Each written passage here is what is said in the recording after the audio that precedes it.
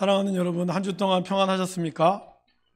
네, 하나님의 은혜가 여러분의 가정과 또 삶에 늘 가득하시기를 간절히 소원합니다. 이번 한 주간 저는 책을 한 권을 읽었습니다. 국민일보에서 인터뷰에 나온 작가가 있어서 책을 한 권을 읽었는데, 그 책의 제목은 스위스 안락사 현장에 다녀왔습니다입니다. 이 작가의 이름은 신아연 씨입니다. 작가님은 평소에 안락사에 대해서 우호적인 입장을 가지고 계셔서 또 그것과 관련된 글들을 많이 써 오셨습니다. 그러던 차에 어느 날 호주에 사시는 우리나라 교포가 너무 폐암 말기로 힘이 드셔서 조력 자살을 결심을 하셨습니다. 그러다 보니까 그것을 할 수 있는 나라가 스위스가 합법적으로 그걸 가능한 것을 알고 평소에 이 작가를 좀 글을 많이 읽으시던 분이 편지를 쓰신 거예요. 그래서 나와 함께 스위스에 가서 내가 죽는 것을 좀 지켜봐 달라고. 사실 이분과는 전혀 일면식도 없던 분이고 그냥 글로써 만났던 분이었습니다. 단지 그분의 글이 이런 어떤 안락사에 대한 부분을 굉장히 우호적으로 이야기하고 있었기에 그는 너무나 서스름 없이 부탁을 드렸던 것입니다. 이분도 평소에 자기가 글을 쓰면서 이거에 대한 내용들을 잘 담아왔기 때문에 당연히 고민을 좀 하긴 했지만 당연히 이런 어떤 내용들을 가지고 동행하기로 결정을 했습니다. 그리고 그것과 관련된 일을 쓴 것이 바로 4박 5일 동안 쓴 스위스 안락사 현장에 다녀왔습니다 라는 책의 내용입니다. 이 신작가님은 크리스천은 아닙니다. 그는 인본주의자였고 보이지도 알지도 못하는 신이 자신의 인생을 좌지우지하는 것이 아니라 인간 스스로가 모든 일을 할 수 있고 특별히 죽음을 선택할 수 있는 권리를 가지고 있었던, 이것을 믿었던 사람이었습니다. 그렇기 때문에 어떻게 보면 조력자살을 하려고 했던 사람을 가장 눈앞에서 볼 수 있는 그분의 마음이 그에게는 좋은 기회였을 거라고 생각을 합니다. 여러분, 책의 내용이 어떻게 됐을까요? 궁금하시죠? 이따가 알려드리도록 하겠습니다. 오늘 우리 죽음에 대한 내용을 좀 연초부터 좀 다루게 되었습니다. 오늘 우리가 읽은 말씀은 바로 이 세례에 대한 말씀이죠. 여러분, 세례도 사실 죽음에 대한 내용입니다. 근데 앞에 읽었던 이 책은 결국 이 조력 자살을 통해서 이 사람은 죽음으로 이 사람의 인생이 여기서 끝났습니다. 그러나 저와 여러분들은 또 세례를 통해서 우리 자신이 죽게 되었습니다.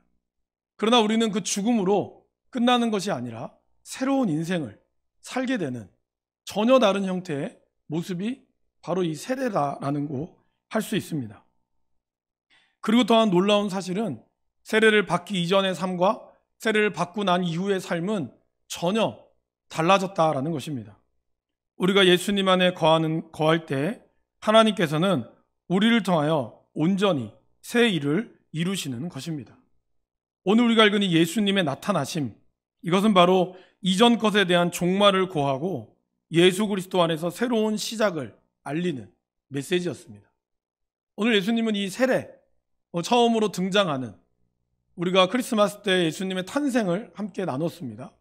그 이후에 누가복음에 나오는 12살 때 예수님의 모습이 잠깐 나왔지만 정말 예수님이 본격적으로 활동을 하는 이 시기, 바로 이 예수님의 나타나심, 이것을 우리는 한문으로 주현이라고 하는 거죠. 그래서 오늘은 주현절이고, 주현절의 가장 첫 번째 등장하는 예수님의 바로 사역은 바로 이 세례였다라는 것입니다. 그래서 이 세례는 사복음서에 모두 다 기록이 되어 있고 그것에 대한 의미가 굉장히 중요하다라는 것입니다. 이 세례를 통하여 하나님께서는 우리가 받는 이 세례를 통하여 무엇을 약속하셨습니까? 이전 일들을 기억하지 말며 옛날 일을 생각하지 말라라고 하나님은 약속하셨습니다. 그러면서 우리에게 이사야 말씀에서 보라, 내가 새 일을 행하리니 이제 나타낼 것이라, 이 말씀으로 약속하셨습니다. 그만큼 이 세례라고 하는 것은 우리의 죽음의 문제이기도 하지만 다시 삶에 대한 문제이기도 합니다. 그럼 이전에 있었던 나의 죽음과 내가 살아왔던 삶과 이제 내가 세례를 통하여 받은 나의 삶이 달라지는 것을 말씀을 하고 있습니다. 그리고 주님은 그러한 주님 스스로도 세례를 통하여서 이 땅에서 하나님의 사역을 시작하시는 귀한 의미가 담겨져 있습니다. 오늘 예수님은 이 땅에 세례를 받으실 때 어떤 학자는 왕으로 오신 예수님의 취임식이다라고 표현하기도 합니다. 그런데 여러분, 하나님이 예수님께서 이 모든 왕의 취임식, 이런 모든 세례와 그 과정들은 결코 우리가 생각하는 우연이거나 인위적인 것이 아닙니다. 오늘 13절 말씀해 보시면 이때로부터 시작을 합니다. 여러분, 이때는 어느 때일까요? 앞의 내용을 보시면 세례 요한이 천국 복음을 전파하며 자기 뒤에 오실 그분을 소개하고 있습니다. 그리고 그렇게 소개하고 있을 때 모든 사람이 궁금해하지 않겠어요? 세례 요한이 메시아인 줄 알았는데 세례 요한은 나는 메시아가 아니다. 내 뒤에 오실 분은 내가 감히 그분의 신조차 매기도 어려울 정도로 대단한 분이시다라는 것을 설명을 하고 있었다는 거예요. 보통의 어떤 선거나 대통령이 출마하면 그 전에 그분을 소개하는 연설자가 또 나오죠. 그 사람이 아주 멋들어지게 대통령, 우리 후보자를 소개를 합니다.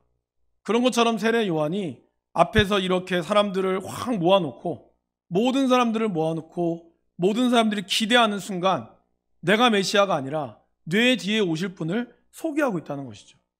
그런데 정말 마치 세례 요한과 예수님이 짠 것처럼 기가 막히게 예수님께서 갈릴리로부터 요단강에 이르는, 그것도 비행기 타고 날아오신 것도 아니고 걸어서 그의 인생의 여정 가운데 나타났는데 그것이 기가 막히게 세례 요한이 예수님을 소개하는 그 장면이었다라는 것입니다. 이러한 모든 사건 하나하나를 우리는 우연으로 여기지만 그러나 하나님께서는 이 모든 것을 계획하고 있었다라는 것입니다. 그리고 예수님이 이 세례를 받으실 때 나이가 몇 살이셨을까요? 30세였습니다. 누가복음에 나오죠. 그럼 여러분, 왜 30세에 나오셨을까요? 도대체 30이라고 하는 숫자가 무슨 의미가 있을까요? 우리가 이번 한 주간 민수기의 말씀을 여러분 묵상을 하셨습니다. 민수기의 말씀에서 대제사장이, 이 제사장, 레위인이 일할 수 있는 나이가 몇 살부터라고요? 30살부터 50살까지였습니다. 바로 예수님은 그 말씀에 따라서 이 30살이라고 하는 이 시간을 하나님께서는 순종의 시간으로 만들었다라는 것입니다. 우리에게는 그냥 30살의 우연처럼 들리지만 그러나 하나님, 예수님께서는 이 모든 계획하심에 바로 하나님께서 제사장으로 레위인으로 하나님의 일을 감당할 수 있는 그 나이에 예수님은 공생의 사역을 시작하셨다라는 것입니다. 이러한 예수님은 철저하게 하나님 말씀에, 구약의 말씀에 예언하신 대로 그리고 명령하신 대로 순종하며 나아갔던 모습을 그분이 처음에 등장하는 순간부터 우리에게 보여주고 있습니다. 또한 예수님은 우리에게 겸손의 모습으로 보여주고 있습니다. 사랑하는 여러분, 왕의 취임식 그리고 대통령의 취임식 하면 어떻습니까? 화려하고 그리고 정말 많은 예산을 투입해서 그 한 나라의 지도자를 우리는 맞이합니다. 그 정도의 성대한 것인데 하물며 온 땅의 구원자 되시는 예수님의 취임식이 얼마나 성대해야겠습니까? 그러나 오늘 말씀에서 보시면 예수님은 화려한 왕궁에서 취임식을 하신 것이 아니라 요단강, 거기서 취임식을 하셨습니다. 그리고 예수님에게 이렇게 뭘 주려고 하는 사람도 바로 예수님을 높이려고 했던 세례 요한을 통해서 세례를 받으시려고 하셨다라는 것입니다. 예수님이 이렇게 걸어오시다가 갑자기 세례 요한이 세례를 하는 것을 보고 나도 세례를 받아야겠다, 이렇게 하신 것이 아닙니다. 13절 중간에 보시면 요한에게 세례를 받으려 하시니 라고 나와 있습니다. 이 말은 예수님이 세례를 받기 위하여 의도적으로 오셨다는 것을 말씀하고 있습니다. 그리고 그게 보면 그러한 모습을 보고 세례 요한이 뭐라고 말씀하셨습니까? 14절에 요한이 말려 이르되, 여기서 말린다는 것은 그냥 우리가 형식적으로 예수님 왜 그러세요? 이게 아니라 계속해서 말렸다는 겁니다. 주님, 그렇게 되면 안 됩니다. 내가 지금 당신에게 세례를 받아야 되는데 당신이 나한테 받으시면 어떡합니까? 아주 간곡하고 그리고 강력한 만류의 이미지가 담겨져 있다라는 것입니다. 왜 그랬을까요, 여러분? 세례 요한이 지금까지 세례를 줬던 이유는 무엇입니까, 여러분?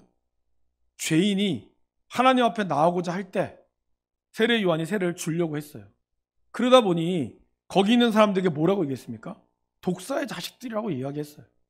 그러니까 세례를 받는 사람은 그렇게 독사의 자식들처럼 지옥에 떨어져 마땅한 인간들, 그 모든 사람들에게 세례 요한은 이야기하며 말씀을 선포하며 세례를 주었다는 것이죠. 지금 거기 있는 모든 사람들이 다 몰려온 겁니다. 그리고 예수님은 그 한복판에 서 계신 거예요. 그리고 거기에는 그 사람들뿐만이 아니라 말씀해 보시면은 7절 말씀에 이렇게 있지 않습니까? 요한이 많은 바리새인들과 사두개인들이 세례 베푸는 데에 오는 것을 보고, 그러니까 거기에는 정말 진정한 죄인들, 누가복음에 나오는 로마 병정들뿐만 아니라 온갖 죄인들뿐만이 아니라 바리새인과 사두개인처럼 저 세례 요한을 어떻게 하나 보자 예의주시했던 모든 사람들이 거기에 있었다라는 거예요. 그 모든 사람들이 갑자기 나타났던 예수님을 주목하면서, 근데 그가 바로 세례 요한이 이야기했던 메시아, 왕이었다라는 사실을 생각해 보십시오. 어떠한 마음이 들겠습니까? 뭐야? 우리가 생각했던 사람이 이 사람입니까? 근데 왜 이 사람이 세례를 받습니까?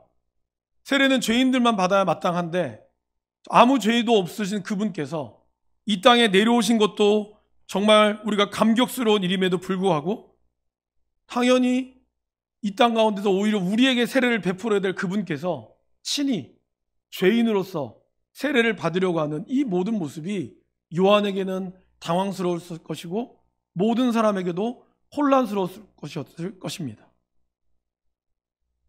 그럼에도 불구하고 예수님은 어떻게 하셨습니까? 그러한 주변의 상황에 아랑곳하지 않으셨습니다. 왕의 취임식이 오히려 죄인이 회개하는 자리로 바뀌어버린 상황임에도 예수님은 전혀 개의치 않으셨습니다. 본래 하나님이신 예수님께서 이 땅에 오셔서 오히려 자기를 비우시고 종의 모습으로 사람들과 같이 되신 것을 즐겨하셨고, 그리고 이 철저한 겸손의 모습을 예수님은 세례를 통해서 우리에게 보여주고 있는 것입니다. 예수님은 그렇게 만류하는 세례 요한을 향해서 무엇을 말씀하셨습니까? 15절 말씀에 보면 이제 허락하라. 우리가 이와 같이 하여 모든 의를 이루는 것이 합당하니라. 예수님은 자신이 세례를 받아야 이 모든 의가 이루어진다라고 말씀하고 있습니다. 여러분, 의는 뭘까요? 내가 의롭게 살고 올바르게 산다라는 뜻이 아니라 하나님과 나와의 관계, 이 관계가 이어지는 것이 의라는 겁니다. 그런데 그 아담과 하와의 죄로 인해서 그 의가 깨진 거예요. 사람들은 자기 의로, 자기의 열심으로, 자기가 가지고 있는 주관적인 생각으로 의를 이뤄보려고 했지만 그 의를 이룰 수 없었습니다. 심지어는 가장 지혜로운 솔로몬도 전도서에서 뭐라고 그랬습니까? 내가 인생을 보니 정의롭게 이루어졌다고 하는 그곳에도 악이 있고 내가 올바르게 행해졌다고 하는 그 재판장에도 악이 있다는 것을 발견했다는 거예요. 그래서 이 땅 가운데는 하나님이 사람을 정직하게 지으셨으나 사람들은 많은 꾀를 냈다는 사실을 그는 알게 되었다는 것입니다. 그로 인하여 모든 의가 깨어진 거예요. 그러기에 죄인이 하나님 앞에 의롭게 가기 위해서는 하나님이신 그분이, 죄 없으신 그분이 친히 죽어야 하는, 그리고 그 죽음의 표시인 세례를 통하여 이 모든 의를 이루어야 한다는 것을 예수님은 우리에게 말씀하고 있다라는 것입니다. 또한 예수님은 그것을 본인의 의지가 아니라 바로 구약 성경에 나오는 말씀의 예언대로 그분은 그 모든 일을 행하셨습니다. 이사야 53장 5절 말씀을 같이 한번 읽어보시겠습니다. 그리고 화면에 나와 있는 53장 5절 말씀을 읽겠습니다. 그가 찔림은 우리의 허물 때문이요 그가 상함은 우리의 죄악 때문이라. 그가 징계를 받음으로 우리는 평화를 누리고 그가 채찍에 맞음으로 우리는 나음을 받았도다. 사도 바울은 또한 이러한 예수님의 모습을 통해서 고린도후서 5장 21절에서 이렇게 이야기하셨습니다. 하나님이 죄를 알지도 못하신 이를 우리를 대신하여 죄로 삼으신 것은 우리로 하여금 그 안에서 하나님의 의가 되게 하려 하심이라. 예수님은 자기를 대신하여 자기 자신이 죄인인 것을 자처하고 세례를 받음으로 자기 자신을 죽임으로 인해서 그렇게 되어야 하나님이 그 안에서 하나님의 의가 완성된다라는 것을 우리에게 보여주고 싶었던 것입니다. 그러기에 예수님의 이 세례는 단순히 죄인으로서의 세례만이 아니라 우리를 구원하고자 그분의 앞으로의 사역의 모습을 보여주는, 내가 세례로 인하여, 세례의 원래 뜻이 뭐죠 여러분? 물에 잠기다, 죽는다는 뜻이거든요. 내가 세례를 통하여 내가 죽고 그리고 그로 인하여 너희들이 사는 그 모습을 세례라는 이 의식을 통하여 우리에게 보여주셨다라는 것입니다. 그리고 주님은 이 세례를 모든 사람들이 보는 앞에서, 앞으로 주님을 죽이려고 애썼던 그들 앞에서도 이 세례를 받으신 이유는 바로 예수를 믿는 모든 사람에게 이 은혜가 차별이 없이 임하였다는 것을 보여주기 위해서였다는 것입니다. 그렇습니다. 예수님의 이 모든 세례는 예수를 믿는 모든 사람에게 차별 없이 임하는 하나님의 은혜였다라는 것입니다. 이러한 예수님이 그로 인하여 세례를 받고 난 이후에 이러한 겸손과 순종의 모습으로 세례를 받으셨을 때 어떠한 일이 일어났을까요? 이 땅에서는 예수님을 왕으로 모시는 취임식을 제대로 하지 못했습니다. 아니, 그들을 맞이할 준비를 전혀 할 수가 없었죠. 그러나 하늘에서는 예수님을 위한 특별한 예식을 준비하셨습니다. 그 말씀이 바로 16절과 17절입니다. 먼저 여러분, 예수님이 세례를 받으시고 난 다음 물에서 올라오실새 어떠한 일이 일어났습니까? 하늘이 열렸습니다. 근데 여기 더 정확한 표현은요, 하늘이 열려졌다라고 해야 돼요. 그러니까 이거는 뭘까요? 우리의 스스로의 힘으로 하늘을 열 수가 없다는 거예요. 이 하늘을 열 수 있는 분은 오직 누구일까요? 바로 하나님. 그 하나님께서 사랑하는 아들을 위하여 바로 하늘의 문이 열려졌다라는 것입니다. 하늘의 문은 어떻게 열려졌습니까, 여러분? 하나님 말씀에 순종하고 그분 앞에 겸손히 행해질 때 하늘의 문이 열리는 것입니다. 우리는 하늘의 문이 열리기를 원합니다. 때로는 하늘에 신령한 은혜가 내리기를 원해서 하늘 문이 열리고 은혜의 빗줄기가 우리 가운데 내려지기를 원합니다. 그러나 그것은 내가 바라진다고 해서 되어지는 것이 아닙니다. 내가 원한다고 해서 되어지는 것이 아닙니다. 단지 우리가 하나님 앞에 겸손하게 그리고 그분 앞에 순종의 삶을 살 때 하나님께서 친히 저와 여러분들을 향하여 그 문을 열어주시는 것입니다. 그리고 두 번째로 성령이 비둘기같이 내려 예수님 위에 임하셨습니다. 그 임하심을 사람들은 보았고 그리고 또한 그들은 들었습니다. 무엇을 들었죠? 이는 내 사랑하는 아들이요 내 기뻐하는 자라. 이 말씀이 되게 재밌습니다. 왜냐하면 하나님이 내 사랑하는 아들이라고 하는 이 표현은 시편 2편 7절에 나오는 말씀인데, 이 말씀은 무슨 말씀이냐? 왕으로 세울 때, 메시아를 임명할 때 세우는 말씀입니다. 그런데 오늘 우리가 두 번째 읽었던 내 기뻐하는 자라, 이 말씀은 어디에 나올까요? 이사야 42장에 나오는 종의 모습, 고난당하는 종의 모습을 표현할 때 내 기뻐하는 자라라는 말씀을 쓴다는 거예요. 그러니까 여러분 보세요. 가장 높으신 하나님, 우리를 구원한 메시아가 가장 낮은 곳에 고난당함으로 결국은 죽임을 당하는 이 양극단의 모습이 바로 오늘 예수님에게 하나님이 하신 말씀이라는 거예요. 너는 나의 사랑하는 이 땅을 구원할 메시아이요, 동시에 이 메시아로 인해 너는 죽임을 당할 것이다.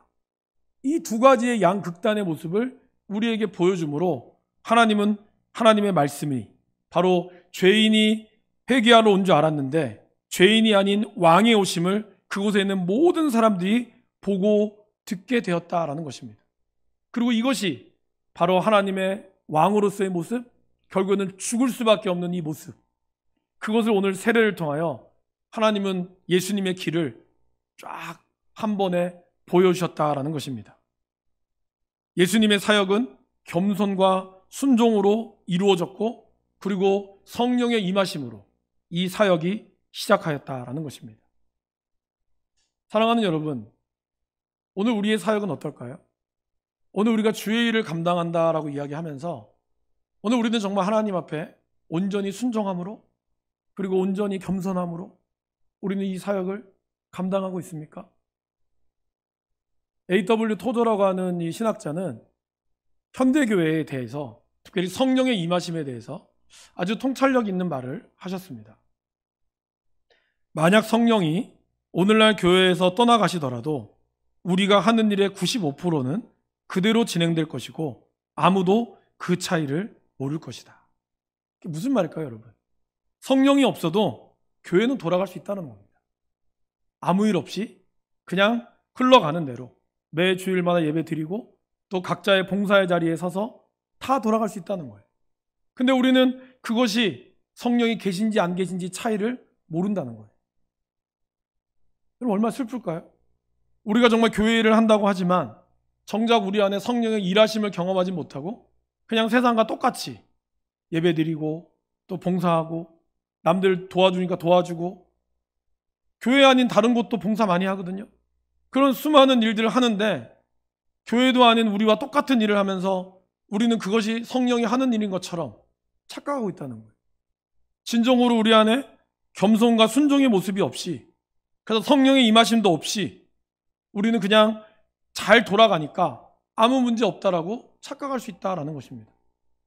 여러분, 성령의 임하심은 반드시 우리 마음의 찔림과 우리 마음의 뜨거움과 우리 마음의 변화와 나의 삶의 변화를 이끌어 갑니다. 성경이 늘 그것을 증거하고 있었어요. 그런데 여러분, 우리가 그렇게 되지 않을 때 제가 어떤 일이 일어난다고 그랬죠? 아무런 일도 일어나지 않는다고 그랬습니다. 우리가 말씀대로 살지 않고 우리가 성령에 의지하지 않을 때 어떤 일이 일어난다고요? 아무 일이 일어나지 않아요. 그냥 아무 일이 없었던 것처럼 그냥 똑같이 우리는 그렇게 간다는 것입니다. 그렇다면 세상에 돌아가는 것과 똑같이 교회가 돌아간다면 과연 예수님께서 이 땅에 오실 이유가 있었을까요? 우리가 예수님의 오신 이유를, 그리고 그분의 역사를 온전히 깨닫기 위해서는 예수님의 겸손과 순종의 마음이 우리 가운데 있어야 한다라는 것입니다. 그럴 때 성령은 우리 가운데 어떻게 역사하실까요? 어떤 분이 이렇게 비유하시더라고요. 우리가 일할 때는 마치 괭이로, 그냥 삽 같은 것으로 땅을 파는 것과 같다면 성령의 힘으로 하는 사역은 포크레인으로 땅을 뒤집어 엎는 것과 같다. 똑같이 땅을 파지만 그냥 똥을 똑같이 인간적인 노력으로 땅을 다 팔 수 있습니다. 그러나 성령이 그 안에 개입하시면 그 파는 힘은 우리가 파는 인간적인 힘을 넘어서 포크레인이 뒤집은 것 같은 그러한 놀라운 역사가 일어난다라는 것입니다. 그것은 우리가 어떻게 해야 될 때요? 우리가 예수님의 마음처럼 우리가 할 수 있으나 그러나 말씀에 순종하고, 나보다 더 높은, 내가 더 높은 것을 가지고 있지만 그러나 나는 지극히 겸손한 마음으로 주님 앞에 나아갈 때 하나님이 역사하신다라는 것입니다. 제가 앞에서 신하연 작가의 이야기를 드렸습니다. 어떻게 됐을까요, 여러분? 신 작가님이 그 사람의 편지를 받고 가야겠다라고 결심이 드는 순간부터 그 마음에 불안함이 찾아오기 시작했다라고 합니다. 그 이유를 알 수가 없었대요, 처음에는. 그리고 나서 공항에서 그분을 처음 만났을 때 폐암 말기 환자지만 폐암 말기 환자답지 않게 굉장히 말쑥하고 그러한 모습, 약간은 핏기가 없었지만 그래도 건강한 모습을 보며 4박 5일 내내 가끔 농담도 하기도 하고, 그 사람이 던지는 농담도 하기도 하고, 그 농담을 들으면서 그는 섬찟한 기분을 느끼고 그 마음에 드는 생각이 뭐였는지 아십니까? 이 사람 말려야겠다. 말리고 싶다. 그 말이었어요. 농담처럼 했는 그 말이 사람의 인생을 어떻게 그렇게 쉽게 조력살인이라고 하는 그런 것으로 가능할까? 그는 여태까지 인본주의자였고 사람이 자기의 목숨과 자기의 인생을 자기가 책임져도 된다라고 생각을 했어요. 그러나 정말 4박 5일의 그 진짜 죽음을 맞이하는 사람과 함께 동행하면서 느꼈던 것은 뭐였을까요? 인간이 가지고 있는 무기력함. 내 인생은 내 것이 아닐 수밖에 없구나라고 하는 철저한 자기의 아픔. 그것을 그는 깨달았습니다. 사실 저는 개인적으로 신방을 하다 보면 죽음을 앞두고 있는 분들을 많이 만납니다. 그중에 가장 기억에 남는 분은 4년 동안 병상에서 콧줄 끼고 그냥 누워만 있으신 분이에요. 여러분, 그분 앞에 제가 무슨 기도를 해야 될까요? 갈 때마다 너무 고민이 됐어요. 처음에는 제가 하나님 고쳐달라고, 기적처럼. 근데 가만히 보면 그렇게 일어나지 않을 것 같아요. 내 믿음이 없어서 그런지도 모르겠지만 그러면 그렇다고 해서 하나님 콧줄 빼주세요 이렇게 기도할까요? 너무 잔인하잖아요. 제가 그 생명을 책임질 수 없거든요. 제가 거기를 나올 때마다 늘 하나님께 따졌어요. 하나님 도대체 왜 저 집사님은 저렇게 있어야 될까요? 그러다가 남편이 4년 동안 누워있던 분 중에 남편 건강하셨거든요. 남편이 1년 만에 쓰러져서 돌아가셨어요. 그리고 나서 조금 있다가 아내가 돌아가셨어요. 사실 두 분은 4년 이후 5년 이후 같이 있지도 않았고 전혀 같은 교류도 없었습니다. 저는 그 죽음을 보면서 참 인간이 무기력하다라는 것을 다시 한번 느꼈습니다. 제가 이 책을 읽으면서도 그런 마음이 들었습니다. 결국 이분은 일부에서 마지막에 조력살인하고 그분의 생명이 떠나가는 것을 눈으로 지켜보고 그리고 그는 한국으로 돌아왔습니다. 이 사람이 어떻게 되었을까요? 이분은 놀랍게도 크리스천이 되었습니다. 이 죽음 앞에 인간이 가지고 있는 무기력함, 그거를 보고 책에도 나오지 않는데 어떤 계기가 있어서 그는 정말 하나님을 확실히 믿게 되었다라고 합니다. 근데 그러면서 하나님이 그에게 주셨던 놀라운 사건은 뭐냐면 오늘 하늘이 열리는 것 같은 그런 경험을 이분은 하시게 된 거예요. 갑자기 예수님을 믿고 그러면서 그 안에 그가 죽음이라고 생각했던 자기가 생각했던 옳다고 여겨졌던 것들이 막상 죽음을 눈앞에 보자 자기 안에 깊은 절망에 빠졌고 예수님을 믿자 그 죽음 안에 자기가 의심과 자기 안에 무기력한 것들이 눈이 열려지게 된 거예요.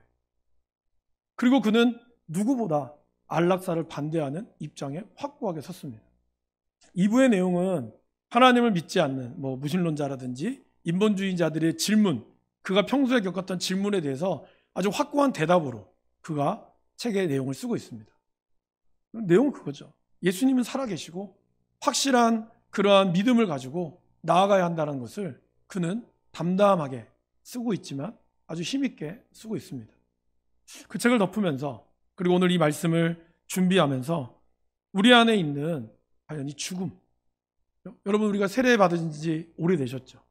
우리는 지지난주에 한 분의 또 일부 때에서 한 분과 또 입교자와 세례자식을 거행했습니다. 여러분도 아주 오랫동안 세례를 그 전에 받으셨을 텐데 세례를 왜 받죠? 세례는 내가 죽고 그리스도께서 사시는 거거든요. 내가 그렇게 살기로 다짐하고 그렇게 살기로 결심하는 거예요. 그로 인하여 정말 내 안에 하나님의 눈이 우리를 통하여 열리게 하고 그래서 이전에 내가 가지고 있던 생각 너머에 하나님의 일하심을 경험하는 것. 그것이 바로 진짜 살아가는 인생의 모습이다라는 것입니다. 우리의 눈이 열려졌습니까? 우리가 정말 하나님 앞에 겸손함과 하나님의 진정한 순종함으로 우리는 우리의 가정과 나의 일터와 교회에서 하나님의 일을 감당하고 있습니까? 아니면 그냥 내가 가지고 있는 생각과 내가 가지고 있는 경험으로 그냥 교회만을 다니고 있습니까? 오늘 주님의 세례는 철저한 주님의 죽으심 그리고 그로 인하여 성령이 임하시며 우리의 살아남 이것을 말씀하고 있습니다. 그것은 곧 우리를 향해서도 예수님이 말씀하시는 것과 마찬가지입니다. 우리가 온전히 주님의 마음을 닮아 겸손함으로 순종함으로 나올 때 내 자신이 내 자아가 죽고 온전히 주님이 임하실 때 바로 하나님의 성령이 우리의 눈을 뜨게 하고 여러분들이 이전에 보지 못했던 그런 하나님의 놀라운 하늘이 열리게 되는 것을 바라봅니다. 여러분 왜 정말 돌에 맞아 죽어도 그들은 감사할 수 있었을까요? 스데반 집사는 어떻게 그 돌에 맞는 상황에서도 그가 감사할 수 있었을까요? 사도행전에 보면 하늘이 열렸다라고 나와요. 하늘이 열리니 돌로부터 나오는 두려움보다 하늘에서 열리는 하나님의 놀라운 축복과 그 음성을 그는 듣고 이 죽음을 담담하게 맞이할 수 있었다라는 것입니다. 저와 여러분들에게 그런 은혜가 있기를 원합니다. 2023년 하나님께서 경영하는 가정, 공동체, 교회가 되기를 우리가 진정으로 원한다면 그냥 말로만 구호만 그치는 것이 아니라 내 인생에 하나님의 마음을 가질 수 있기를 원합니다. 겸손과 죽기까지 복종하신 순종의 마음을 가지시기를 바랍니다. 그리고 성령께서 내 안에 충만히 거하시기를 사모하기를 바랍니다. 그럴 때 하나님께서 우리 가운데 역사하시고 은혜를 베풀어 주실 것입니다. 기도하겠습니다.